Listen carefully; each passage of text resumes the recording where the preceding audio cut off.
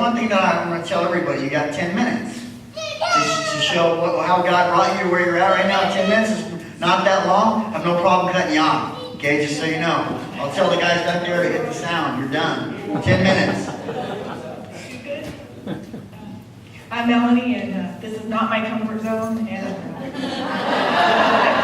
I knew that that would probably be my day today because the devil was trying to get me to not come. I almost didn't come. I was like, I'll just stay home.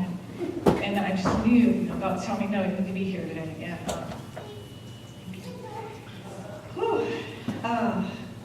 Yeah, like in high school, I would say I didn't do homework if we had to do a presentation, and I would just take the F. So God is definitely working in me.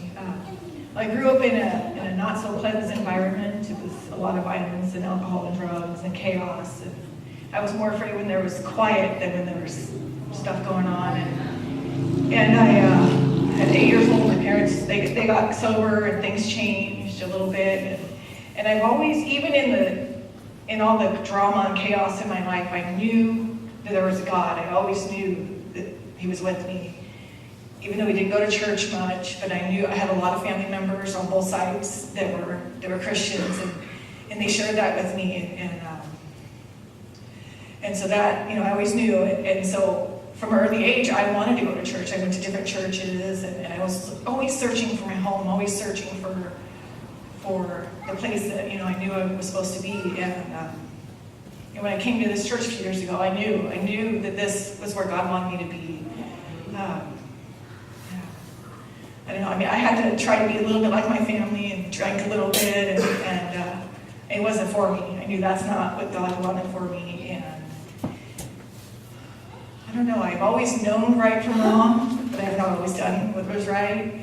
And the more I come here, I was convicted. I'd hear things that I knew I needed to hear, and changes I needed to make in my life, and I'm just. I'm so blessed. When my son was born, I always knew God, at least a little bit, and I wanted to know more. And there's been times in my life where I was completely alone, and I just hit my knees. I just had to pray, and I got a little bit closer, just a little bit more, and I gave God a little more of me. And when my son was born,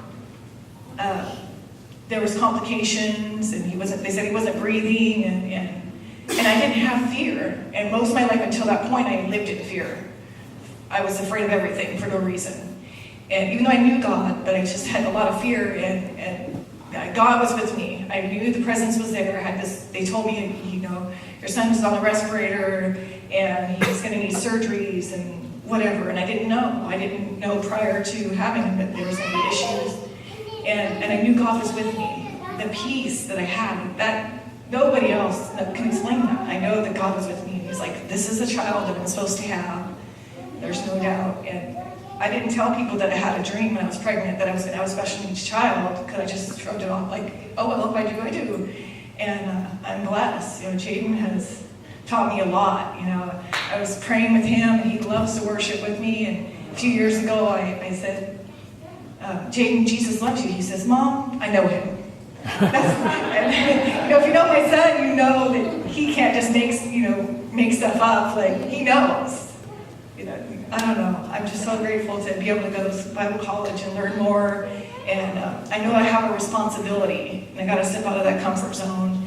And I want to share with those that I know and that I don't know about Jesus, and that we can be saved. And there's so much more to life than the things of the world. And I get shuffled a little bit back and forth sometimes, and I don't want to be in the world. I don't want to be of the world, and I need to continue to come here. And I'm just so grateful that I get to be here. And when I'm here, I know that I'm home and I'm loved, and I want to share that with other people.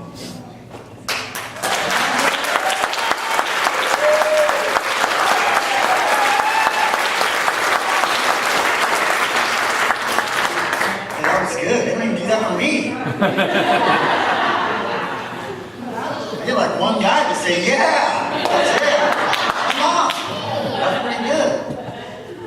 The Bible says that we defeat the enemy by the blood of the Lamb and the word of our testimony.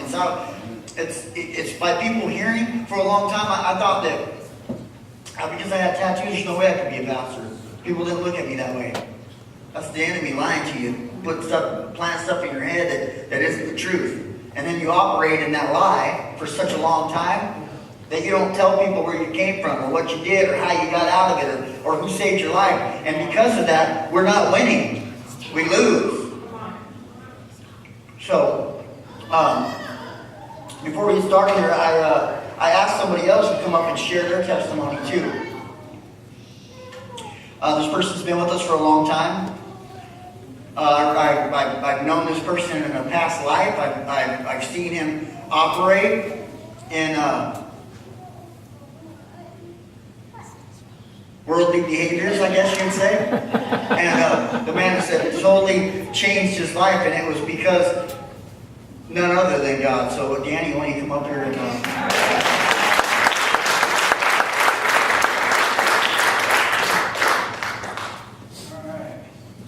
Pretty nervous. I can tell you that. Yeah, I've known Tyson for a long time, and I can remember like yesterday, the day that he called me and he told me he was in New Directions. See, we were in prison, and we had gotten out, and I went my way and he went his. And but I gave my phone number, and so he called me on that number, and I remember he told me he's in New Directions, and he's going to change his life, man. And I was just like, okay, well, you do that. I had no idea. And so I continued on the path that I was on, man, and Tyson took a new path, and his life changed.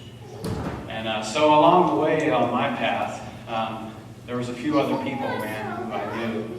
They came from the same walk I came from, and they were doing things differently. One of them was my sponsor in another group. And so I had a little bit of hope there. And so, man, I continued to do the things that I was doing. And I got to a point to where I just got tired, man. I was tired of getting the same thing. You know, I was tired of the pain and the misery. And I was starting to realize that I was creating it for myself.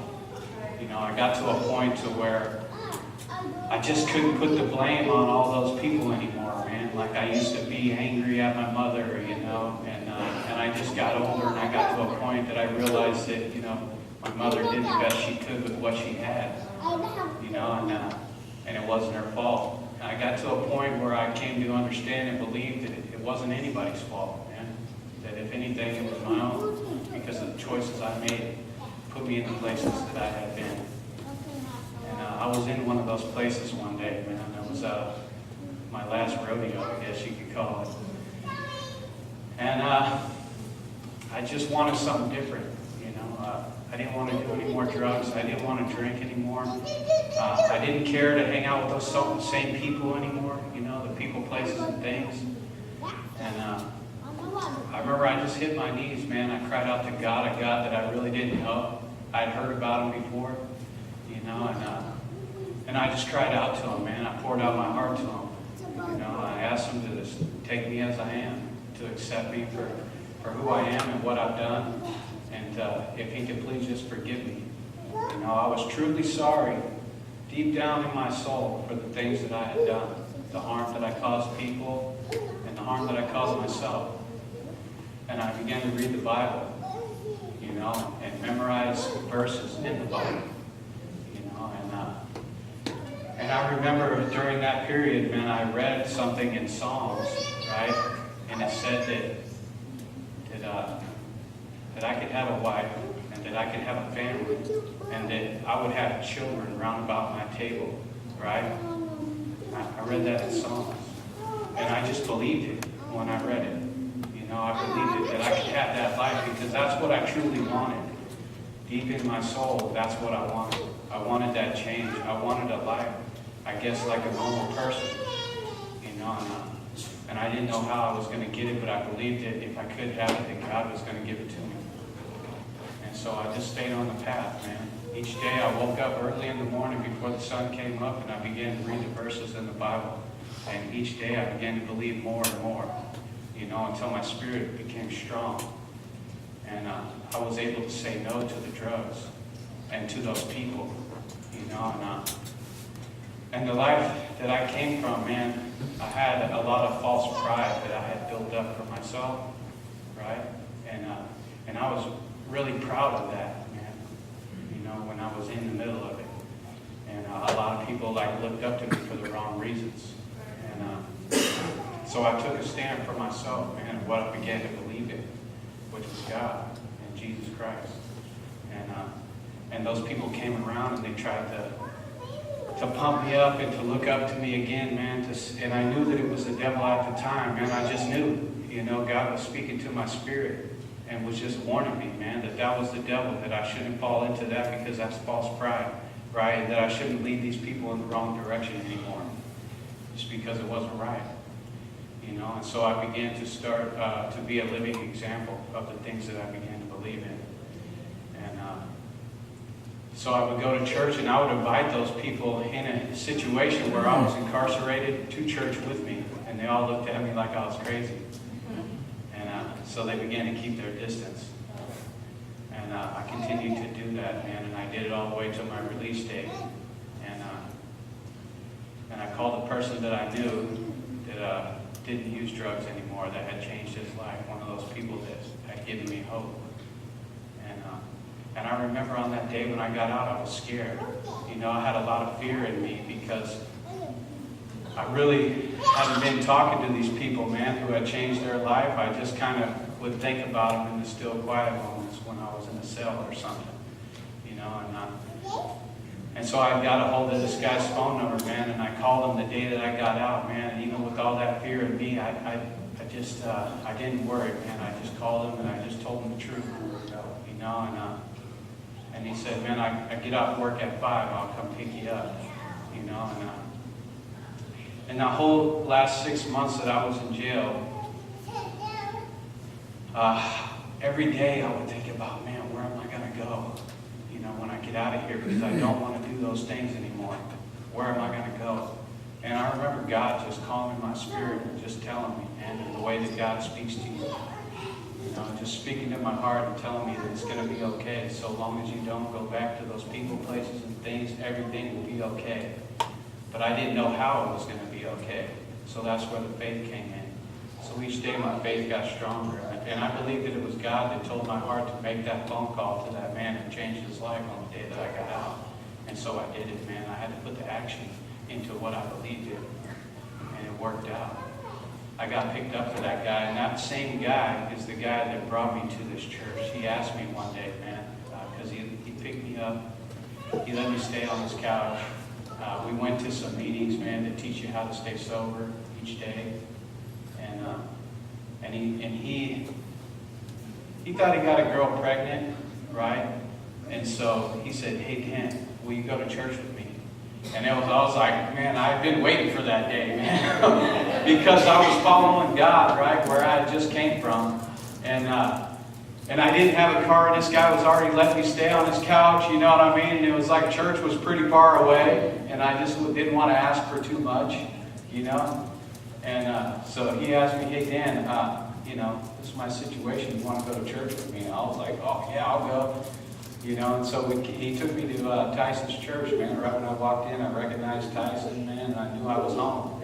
And I've been here ever since, man. And I can tell you, man, there's ups and there's downs. And what I've learned is that, you know, because there's been some hard moments where, you know, I'm looking for work. You know, I got a bunch of tattoos like Tyson. I ain't got the cleanest record. You know, I've done some damage. You know, and throughout that, man, all those things that tell you that you can't make it, you know, even the things that society says that tells you that you're not going to make it because you're tattooed and you've been to prison 10 times, and whatever the case may be, man, I'm here to tell you that you can make it. And if you listen, God will speak to your heart, and God will tell you in those quiet moments that you can make it, and that you can do all things. Right? Because Christ will give you strength. You can do all things. Right? I didn't know where I was going to live, how I was going to get a job. I didn't know, but I know I learned that if I did the footwork, right, that things will happen and doors began to open. Right? I met a girl at this church and she became my wife. Amen. She had a child, and then we had a child together. And now I have children round about my table.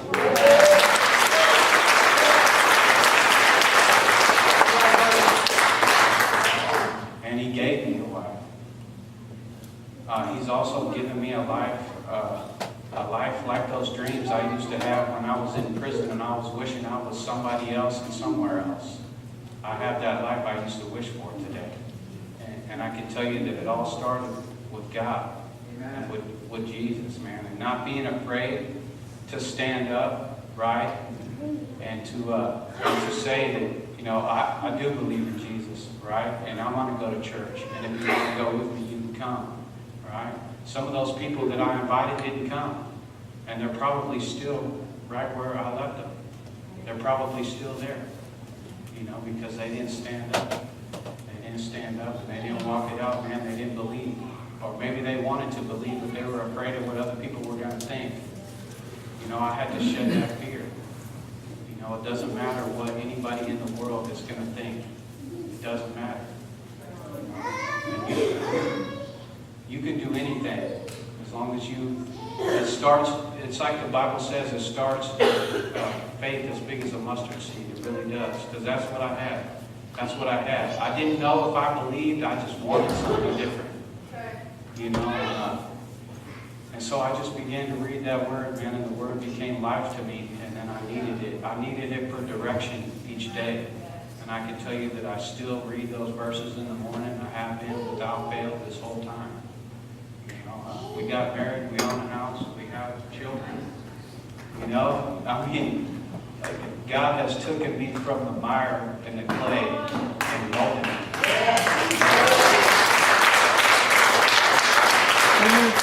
So my message to you is, I don't recognize everybody in here, but most of you I do. My message to you is that if you have that desire in your heart that you want to change your life like I have, right? And you're just not sure that if you can do it because maybe you feel guilty about the things that you have done in the past or what you have done to yourself, right? That if you just leave all that behind and you grab a hold of Jesus, right? And you just believe with all your heart that no matter your situation or your circumstance, that God has a better plan for you, right? And you put the action into it. Right? Don't just believe it, but believe it and then do the action. Right? And your life will change. It will. If God can change my life, Tyson's life, Joe's life, right? If He can change our lives, He can surely change yours.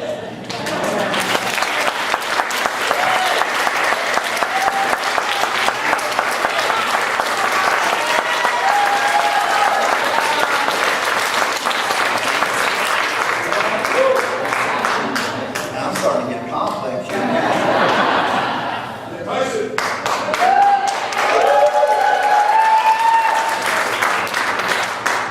Hey, I'm going to read some scripture and we're going to get into this, okay? Here, I'm coming out of Philemon, chapter 1, verse, I can't even see it, 6, I think. No, 8. I'm going to read a little bit. And then it says, therefore, though I might be very bold in Christ to command you what is fitting, yet for love's sake, I'd rather appeal to you, being such a one as Paul, the aged, and now also a prisoner of Jesus Christ. I appeal to you for my son Onesimus, whom I have begotten while in my chains, who once was unprofitable to you, but now is profitable to you and me. I am sending him back. You therefore receive him, that is my own heart, whom I wish to keep with me. On your behalf, he might minister to me in chains for the gospel. But without your consent, I wanted to do nothing. Yet that your good deed might not be by compulsion, as it were, but voluntary. For perhaps he departed for you for a while for this purpose, that you might receive him forever, no longer as a slave, but more than a slave, a beloved brother, especially to me, but how much more to you, both in the flesh and in the Lord. Then if you count me as a partner, receive him as you would receive me. But if he has wronged you, or owes you anything, put that on my account. I, Paul, am writing you with this my own hand, I will repay. Dear Heavenly Father, Lord God Almighty, we come to you right now, Lord, as humbly as we know how. Father, I ask right now that you be the words that come out of my mouth today, Lord, that they come straight through the throne room of God, and there's nothing of me in this. It's just all you, God. That the words that go forth, they root down deep into the hearts of the people that are here, that change. It does something to change their life. That it shows them how to be doers of the word, not just hearers of the word. It shows them how to apply it to their life. Lord, it grows so deep. Lord, it sprouts so big and so tall, Lord, that nothing can come against it. Nothing, no weapon formed against it shall prosper. Nothing can come against it and hurt it in any way. That it will grow, and it will grow good fruit, and it will help other people in other places. It lights a fire in them, God, that cannot be extinguished. No matter what happens, no matter what comes against it, in Jesus' name. Father, we love you, we praise you, we give you honor and glory. In Jesus' name we pray. Amen. Onesimus. He was a guy that was, he was a slave. He was a thief. He stole from his friends. I won't even say his friends. He stole from his masters. He stole from people that were in charge of him. And not only that, then he ran away. Now he's stealing. Now he's running. He's hiding. He ends up in jail. He's a slave. Ezekiel, we're going to go to chapter Ezekiel, verse 37, where in chapter 37, it talks about dry bones, and Ezekiel was kind of a crazy person. Ezekiel was a prophet. Prophets, I don't know if you know this or not, but they're a little weird. They do some weird stuff, and when there's some of the stuff that they do, people are looking at them like, whoa, like what? Like God asked Ezekiel to lay on his side naked for like 40 days. And then turn to the other side and lay there for like 300 days. Naked. He asked him to shave his head and his beard. And he asked him to do things. But they were all symbolic, and they all meant something to the people that were around them. He wasn't just doing it for fun. God wasn't like having, he wasn't using them as a puppet going, hey, I want you to go over here and do this. No, they were all symbolic for some reason. Well, he calls Ezekiel, and Ezekiel, it says in verse 37, or chapter 37, it says that he was caught up in a spirit with the Lord, and the Lord started showing him something. It showed him a whole valley of dry bones. And he's looking at these bones, and he's going, yeah, this is kind of cool. And it says there was a vast amount. It says they were very, very, it was huge, these bones. There was a lot of them. And he's sitting there looking at him, and he's like, hey, he says, Ezekiel, son of man, he says, do you think that these bones can live?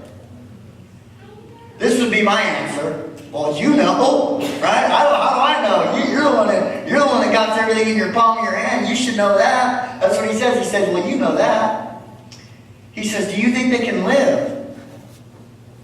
He goes, I want you to do something. And I want you to think about this for a minute. The two people that came up here today, they said something very profound, and you might not even caught it. They heard the word of the Lord. One of them got it from the Bible. One of them got it from other kids that they were hanging out with that said, hey, you want to come to church? Do you want to do this? Hey, do you want to come over here? Hey, we're doing this over here. Hey, and then they started doing it. Hey, you want to come to church? Hey, we're over here. Hey, we're changing our lives over here. It says in Ezekiel, it says, the word of the Lord. He says, hear the word of the Lord. And he says, he started prophesying to these bones. And when he started prophesying to these bones, he started speaking life into these bones. And when he started speaking life into the bones, they started rattling. They started coming together. They started standing up. Legs started attaching. Arms started coming. And then all of a sudden the skin and the muscles started growing over the bones. All because they heard the word of the Lord. Do you know that the word of the Lord is what it's going to take to get you up off your butt and get you out there doing something? It's the word of the Lord that speaks to you. Whether it comes from a Bible, whether it comes from somebody that's lived it or been through it, whether it's a testimony. No, I don't care what it is. When the word of the Lord has spoke to you, something happens to you. Something happens to your spirit. Something happens inside you that makes you want to rattle, that makes you want to get up, that makes you want to start doing things you've never done before, that makes you want to start going places you've never went before.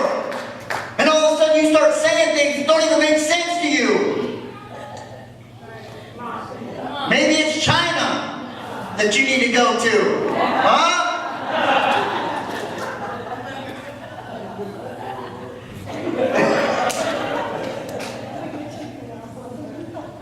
Maybe China's speaking to you right now.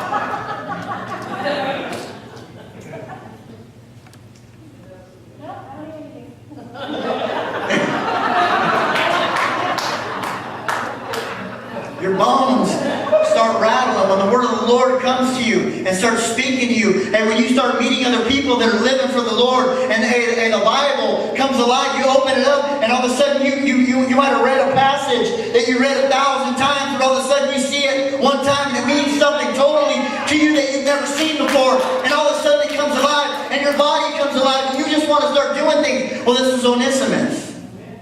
Onesimus is sitting in jail, and all of a sudden he meets the Apostle Paul.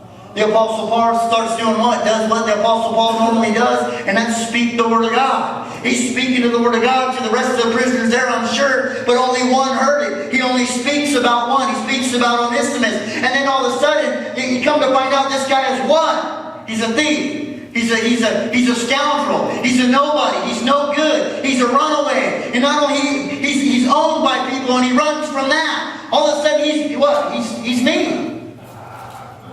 He's me. In a nutshell, he's me. He starts speaking to Onesimus, and all of a sudden the word of the Lord comes to Onesimus, and he comes alive. He's like, hey, hold on a minute now. I don't have to be a slave anymore. I don't have to be a slave to sin anymore. I don't have to live that way anymore. You know what? I can go back and I can be... You know, he says something very profound in that scripture. It says that he was once unprofitable to you, but now he has become profitable. Do you know that the name Onesimus means useful?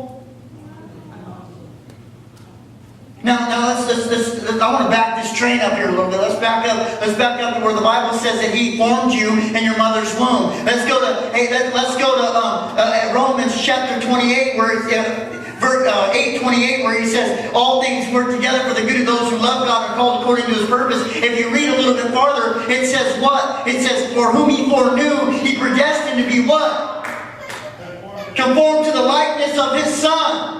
So all of a sudden, when you start hearing the Word of God and stuff starts happening to you, hey, I'm not saying that we don't all go astray. Hey, how many people here went astray? How many people here ended up in places where we didn't really want to be? And there's like 4 that said, no, not me. I've been living the right way for a long time.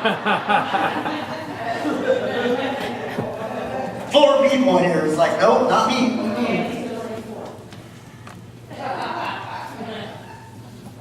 Conform to the likeness of His Son, that we have an inheritance, that we are to become, and that we are to have an inheritance in the kingdom of heaven. Now I'm going to tell you something. All of a sudden, he starts speaking the word of the Lord to this man. He starts speaking to the word of the Lord, and now all of a sudden, no, wait, hold on a minute. I'm not the thief. I'm not the beggar. I'm not the runaway. I'm not the criminal. I'm not the scoundrel. I'm not the one that was cheating on my wife. I'm not the one that was on drugs a couple weeks ago. I'm not that guy anymore. Now all of a sudden, something's stirring in me, and I want to live for the Lord. I want to be useful. He formed him in his mother's womb, and he gave him the name Onesimus, which meant what? He was useful from day one. He was useful from day one.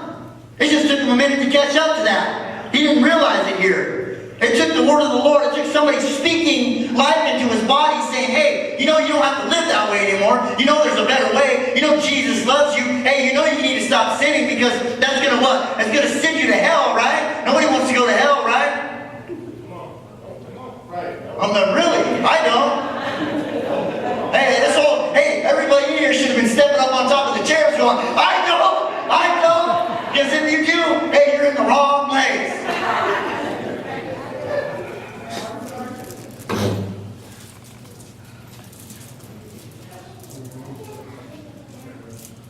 We have an inheritance. I spoke about this a couple weeks ago, the inheritance.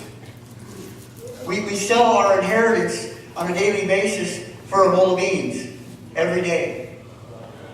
Every day. We sell our inheritance for a bowl of beans because we care more about what's going on in the sports center. or keeping up with the Kardashians, or, hey, my thing right now, I'm going to be honest with you, my thing is Fox News. I can't leave it alone. I can't stop. I'm a freak. I'm a psycho. No, I'm just going to be transparent with you. Really, I really am. I can't. I'm a Fox News fanatic. I can't stop. Hey, Georgina's like, oh, I can't believe this is no, it's true. Hey, but now I was just talking. I want to.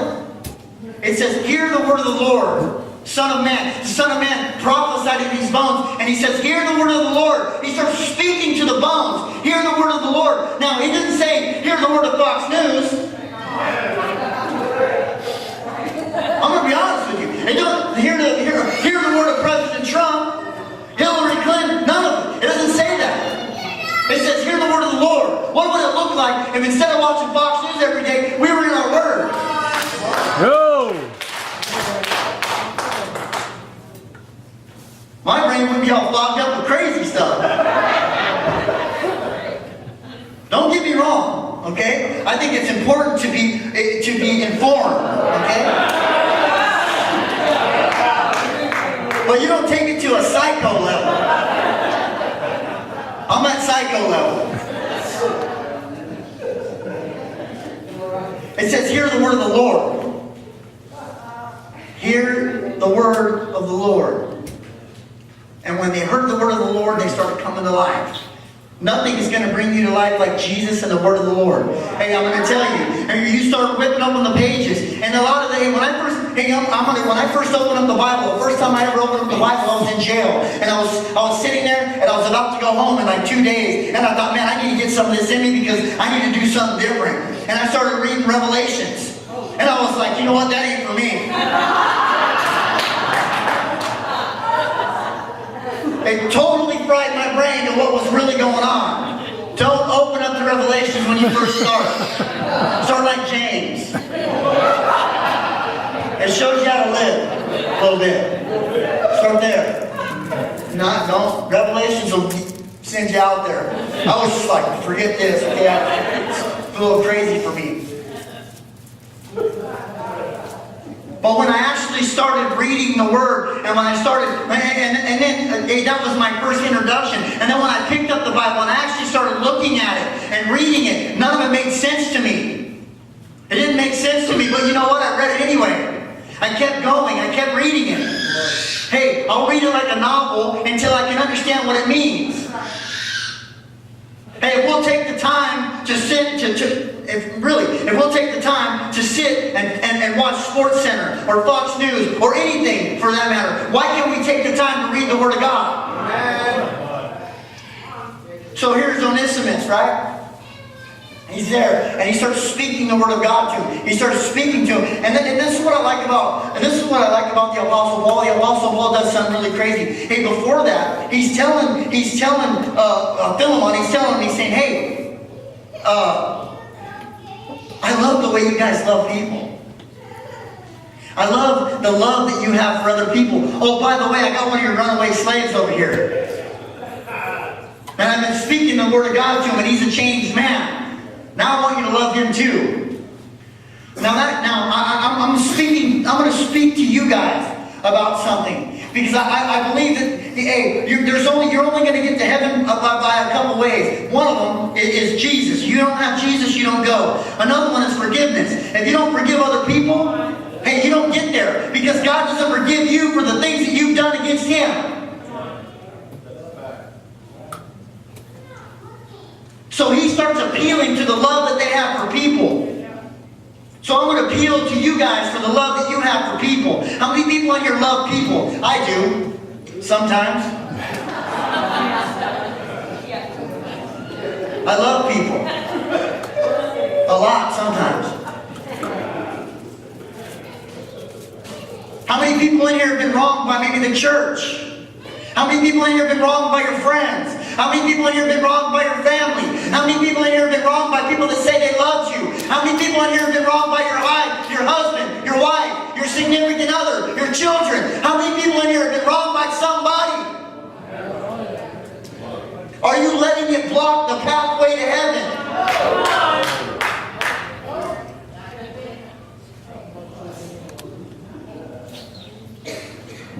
He says, here, I got one of your runaway slaves over here. A guy that stole from you. A guy that did something evil to you. A guy that did something wrong to you. A guy that talked about you. A guy that made you look like you were nobody. A guy that said, hey, you know what? This guy wasn't a very good slave owner. He treated me wrong. He beat me up. He did this. He did that. And then stole your property on the way out. I got one of those guys for you. And he's sitting over here. But I've been speaking with the word of the Lord to him. And now he's different. He's not the same as when he was with you. Now he can be profitable to you. Now he can do something for you. Now he can live for you. Now he can work for you. Now he can touch people for you. Now he can reach people for you. Why? Because he has Jesus in him now.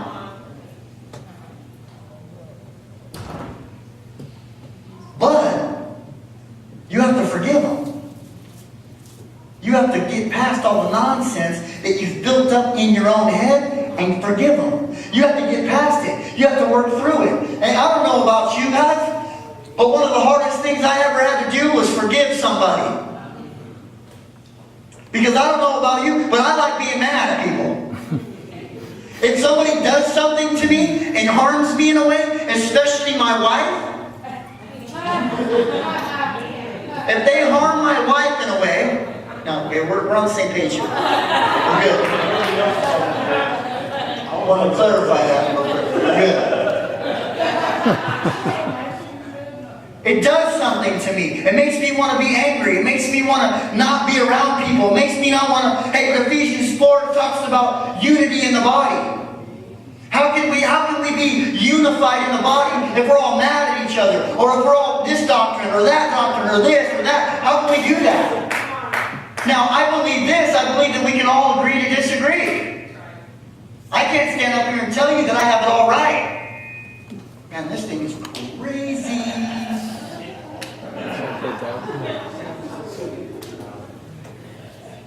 He's in front of the speaker. Forgiveness is important to your walk with Christ. Forgiveness is important. If we want to get, We got it. if we want to get to heaven, if we want God to forgive us for our sins and the things that we've done, and I know something about this. I've done a lot to God. They turned it back up. He's forgiven me for a lot. There's some things that He's forgiven for me that I won't even talk about. I should be locked away somewhere for a long time for some of the stuff that I did. He forgives me for those things. Now, who am I to hold a grudge against anybody that does anything to me? The Bible says, love your neighbor as yourself. Are you going to hold something against you? You're going to be like, nah. You might do it for a day or two, and you're going to be like, yeah, it's all right, buddy. It's cool. Don't worry. we're going to some slack this time. And you're going to move on about your business. You can't hold grudges against people because you won't get to where you need to be. So Philemon, here he is, getting this letter. I'm sure he gets this letter from Paul, and he writes it in his own hand. And this is crazy. He writes this in his own hand, and he says, hey, look, I want you to forgive Onesimus, and I want you to call him back into your fold, and not as a slave this time. I don't want him to work for you. I don't want him to be your property. I want him to be your brother in Christ. I want him to work with you. I want him to teach people. I want him to show what Christ can do in people's lives, because that's who he is, and I want you to walk it out with him. He goes, but if he owes you anything, I'll repay it. And I write this with my own hand. Now back then, if you wrote something with your own hand and you signed your name to it, it was like a contract. That's it. It's a done deal. I can hold this against you in the court of law, and whatever you said that I have coming, I'm going to get it. And if not, we're going to throw rocks at you until you're dead. I write this in my own hand, sign his name to it, and send it to him. I will repay you everything. Don't you know that that is a beautiful picture of what Christ did for us on the cross? He said, anything that you've done in the past, I'm going to take it on myself, and I'm going to die on a tree so you can be set free. And I covered it in blood. It's a done deal. It's a contract that never goes away. The forgiveness. Yeah, I got quiet here all of a sudden. Everybody's like, whoa.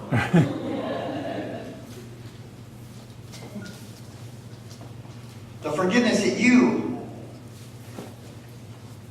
have, we need to set upon other people too. Because not only does it keep you in bondage, it keeps them in bondage. It holds them in captivity. It holds them down. It keeps them suppressed. It keeps them, and I don't care what anybody's done to you. And I know that everybody in here has been through something. Everybody in here is holding something, maybe far deep in your, maybe it's crazy. Maybe you've been molested when you were younger. And it still haunts you today. The worst scenario that you can think of is covered with the blood of Jesus. And we need to forgive those people to let them free. Not only let yourself free, but we need to let them free. We need to set them free.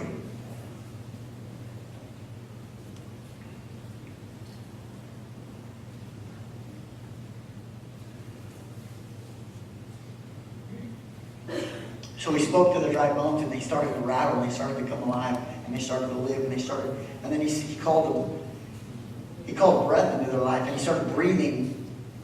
He said, I call the four winds,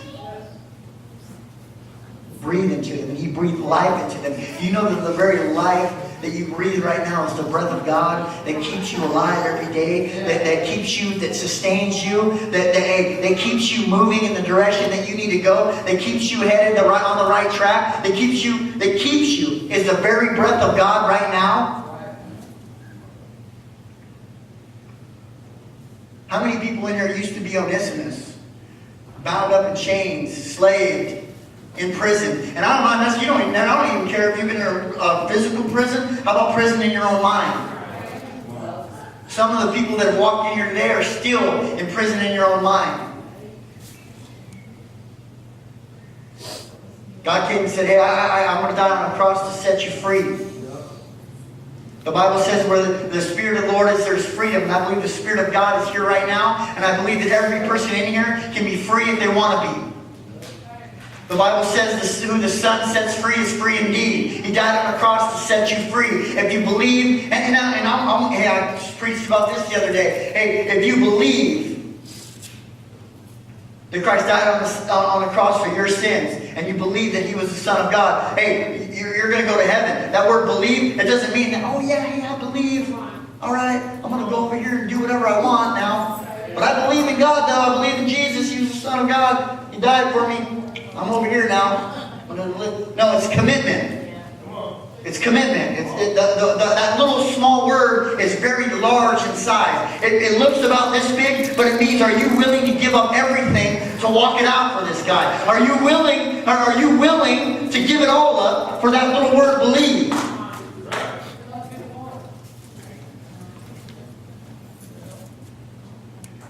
Some people don't understand the word commitment.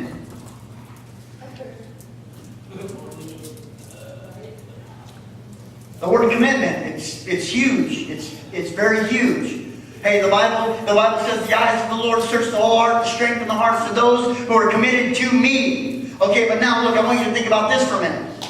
If you read the scripture before that, they're talking about a king. The Bible is talking about a king that was committed to God his whole life. He did what was right in the sight of the Lord his whole life. At the very end of his life, he made a decision with the flesh. And God said, hey, hold on a minute. Because you did that, you're going to suffer this. Because the eyes of the Lord search the whole earth, the strength in the hearts of those who are committed. It's even in those moments where you think that you can't take it no more, where you think that you can't walk it out no more, that you think that you can't make it there no more, that you think that you can't do this anymore, that God will show up and give you the little bit of strength that you need to get to where you need to be. But do you believe?